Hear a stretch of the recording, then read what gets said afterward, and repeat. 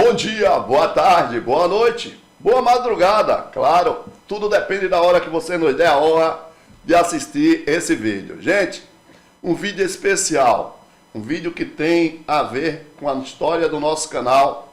A primeira participação do Dr. Cristiano Zanin no plenário do STF em um julgamento que, pasmem, tem a ver com toda a trambicagem feita pelo juiz Sérgio Moro.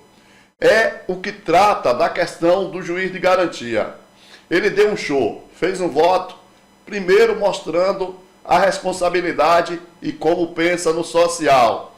E depois mandando um recado, claro, sem citar o nome, para o juiz ladrão Sérgio Moro e o caçado inelegível Deltan Dallagnol. Meus amigos, eu peço a você que, por gentileza, comente, meta o dedo no like, passa adiante demais esse vídeo para todo brasileiro ver que a mentira nunca vai prevalecer. A verdade sempre vence. Vamos fazer o seguinte, vamos trazer o gigante Cristiano Zanin e a gente volta comentando durante o vídeo e no final. Vamos nessa! Muito obrigada, ministro Luiz Fux. Colho agora o voto do ministro Cristiano Zanin.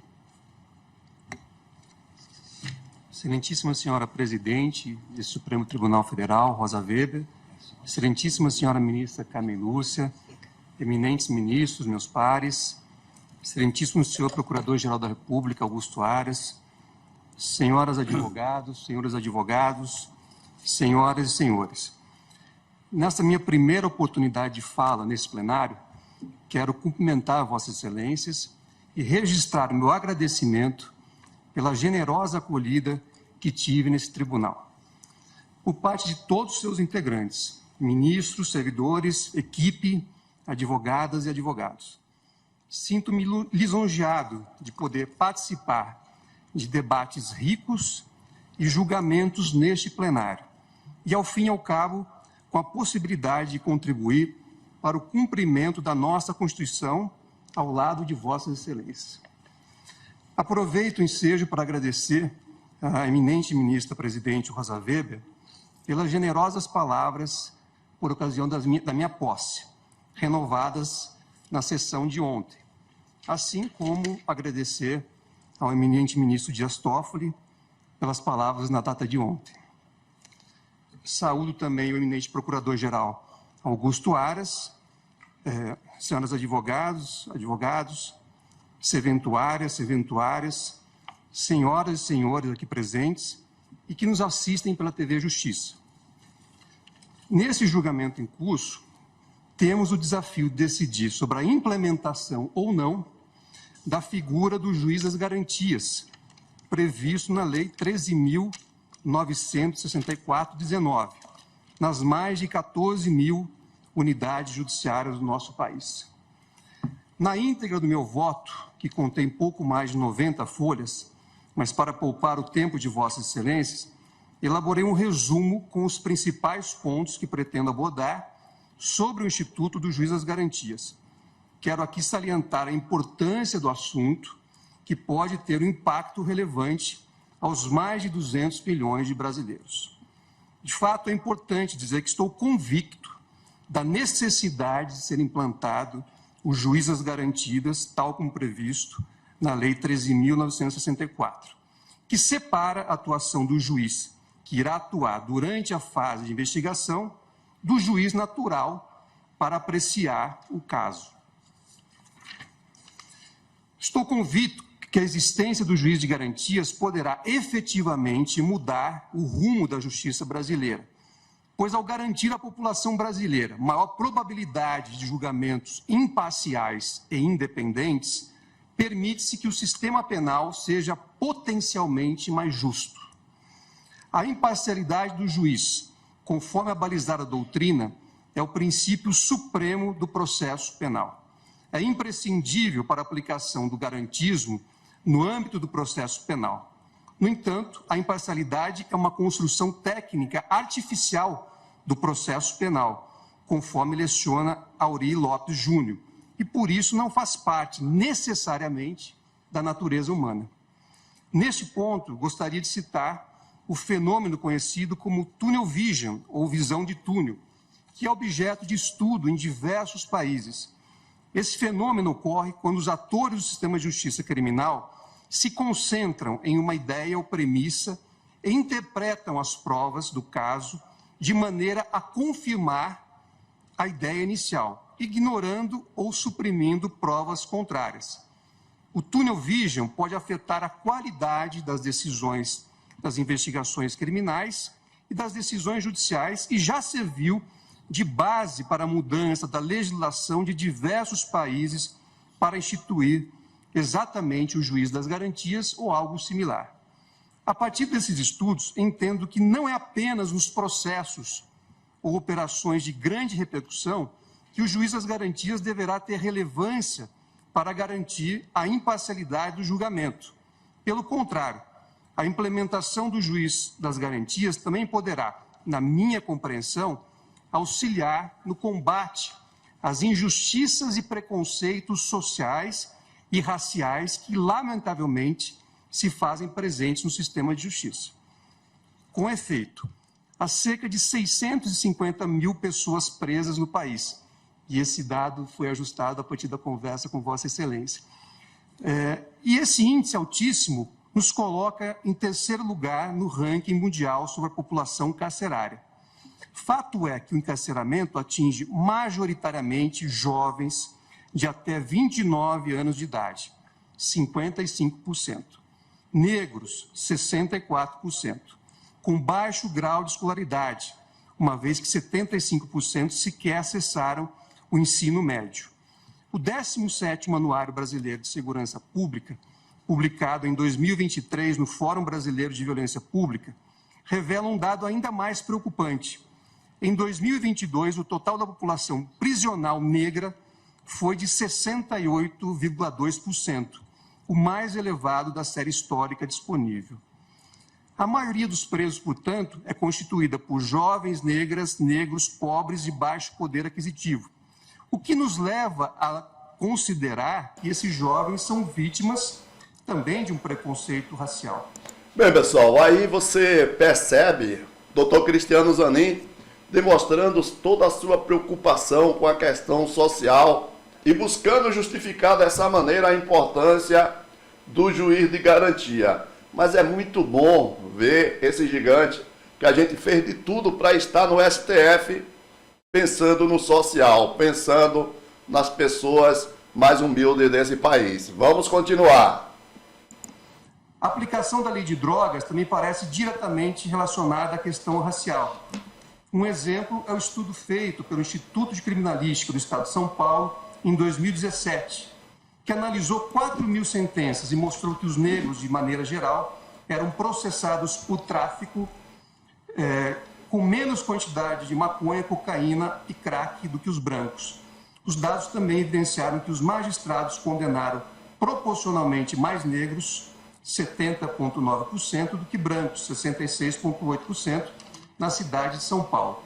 A diferença é quase 50% a favor dos brancos na desclassificação para a posse de drogas para consumo pessoal. 7,7% entre os brancos e 5,3% entre os negros. Essas deturpações, na minha visão, estão relacionadas a um indevido juízo de certeza que muitas vezes é feito na etapa inicial da investigação. Lamentavelmente, em regra, não se consegue dissociar de preconceitos sociais e raciais e muitas vezes acabam por contaminar o juiz que toma primeiro conhecimento do caso, seja a partir do relatório policial, seja a partir da provocação do Ministério Público.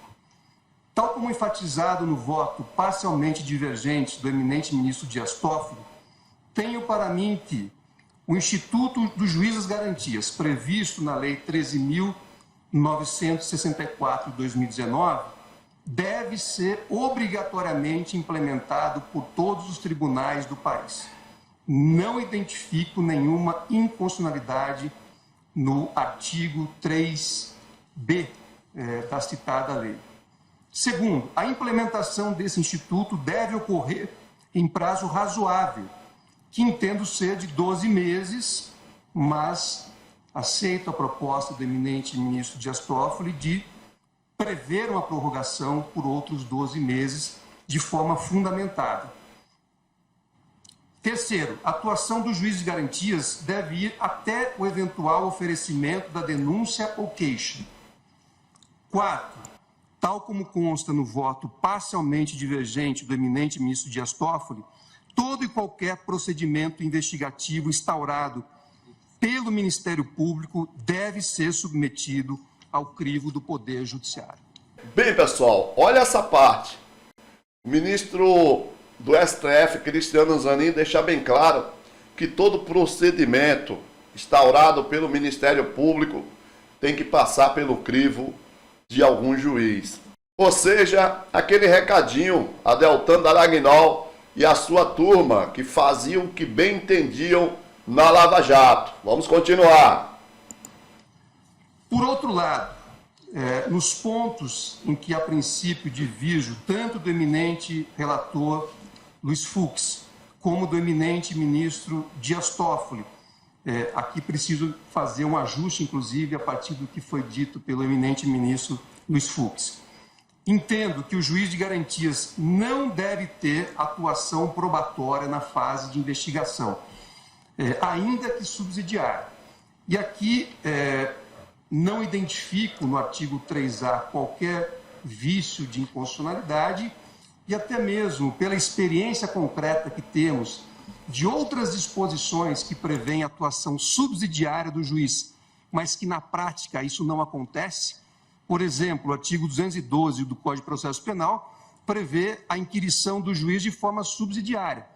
Só que nas comarcas e juízos de todo o país, o que vemos majoritariamente, na minha visão, é o juiz muitas vezes conduzindo a investigação ou a instrução da audiência. Então, na minha visão, não identifico nenhuma inconstitucionalidade nesse dispositivo. Entendo que os juízes das garantias devem incidir para os processos afetos ao Tribunal do Júri, à Justiça Eleitoral, casos de violência contra a mulher e ainda na Justiça Militar. A lei não fez qualquer distinção. Então, a não ser prevendo expressamente que o juiz das garantias incidiria em para todas as infrações penais e também nos juizados. Então, onde não há, ao meu ver, uma distinção da lei, eu entendo que não poderíamos, com o máximo respeito, fazê-lo aqui neste julgamento. Especificamente em relação à questão da justiça eleitoral, eu penso que há ainda uma particularidade, porque a partir do entendimento, inclusive, deste tribunal, diversos processos de julgamento de crimes comuns estão sendo encaminhados para a justiça eleitoral. Na minha compreensão, o juiz que tiver autorizado ou determinado a produção de provas declaradas inadmissíveis não poderá analisar o mérito de eventual ação penal. Então, em relação ao artigo 3A, eu estou aqui com todas as vênias divergindo do eminente ministro relator e também do eminente ministro Dias Toffoli para manter a redação original que foi prevista a fim de afastar efetivamente a atuação do juiz na fase de investigação. Quer dizer, o juiz não poder atuar na coleta de provas na fase de investigação, deixando tal função aos órgãos de persecução. Então, na minha compreensão, e com todas as vênias, eu divirjo do eminente ministro relator e também do eminente ministro Dias Toffoli. Em relação ao artigo 3B, eu acompanho a divergência do ministro Dias Toffoli. Na minha compreensão, o prazo razoável seria de 12 meses, mas eu acompanharia a Sua Excelência no prazo de 12 meses com a possibilidade de prorrogação justificada por outros 12 meses. Em relação ao artigo 3B, Eu estou aqui também acompanhando a divergência do eminente ministro Dias Toffoli, no sentido de que todos os atos de investigação instaurados pelo Ministério Público devem ser submetidos ao crivo judicial no prazo de 30 dias, e acredito que agora também estou acompanhando o eminente relator Luiz Fux, que também aderiu a essa interpretação. Em relação ao artigo 3D, e esse é um ponto que foi tocado hoje pelo ministro Dias Toffoli, eu divirjo, em princípio, do eminente ministro relator e do eminente ministro Dias Toffoli para atribuir interpretação conforme com a seguinte sugestão de redação: o juiz que, na fase de investigação, praticar qualquer ato decisório, incluído nas competências do artigo 3B desse Código, ficará impedido de funcionar no processo. Ou seja, o juiz que proferiu um ato decisório é que ficaria impedido de participar adiante do processo, tal como aqui previsto. Em relação ao artigo 157, parágrafo 5º, eu trago aqui uma ideia, com o devido respeito, divergente do eminente ministro relator e também do eminente ministro Dias Toffoli, pois entendo que o mero conhecimento da prova ilícita não acarreta o impedimento. O juiz, na minha visão, deve ter autorizado ou determinado a produção da prova declarada inadmissível para acarretar o impedimento. Por isso que eu sugiro uma interpretação conforme ao parágrafo 5º, na seguinte linha: o juiz que tiver autorizado ou determinado a produção da prova declarada inadmissível não poderá proferir sentença ou acórdão. Então, aqui, na verdade, ou seja, se na fase anterior o juiz determinou a realização de uma prova que foi declarada inadmissível, aí sim ele fica impedido de julgar. Não seria um mero conhecimento da prova inadmissível, tal como proposto, tal como está descrito aqui no texto originário da lei. Mas também coloco como reflexão, em princípio, divergindo, com todo respeito, mas também sujeito aqui a uma nova reflexão a partir dos votos que ainda serão proferidos. Então, julgo procedente, em parte, as ADIs nos termos do voto que acabei de proferir. Muito obrigada, ministro Cristiano Zanin. Só vou fazer um... Bem, pessoal, tá aí. Vocês acabaram de ver e ouvir o primeiro voto do ministro do STF, Cristiano Zanin, indicado por Luiz Inácio Lula da Silva. Nós, muito provavelmente, fomos os primeiros a pedir o Zanin no STF por uma questão de justiça. Em diversos momentos no voto, ele deixa claro as lembranças da Lava Jato, quando ele, por exemplo, vota para que qualquer ação instaurada pelo Ministério Público seja submetida ao crivo do Judiciário em 30 dias. Em outro momento, ele deixa claro que o juiz não deve participar e não pode participar da coleta de provas na fase inicial do processo, ficando isso a cargo do Ministério Público e da Polícia, tá certo? Ou seja, mais uma vez, relembrando a Lava Jato. Gostou dessa informação? Se gostou, por gentileza, deixa seu recado aí para o doutor Cristiano Zanin. Meta o dedo no like e passe adiante. Obrigado, gente. Voltamos a qualquer momento com mais um vídeo informativo na nossa live. Pela manhã, às 10h30, à noite, às 21h15. Obrigado e até mais.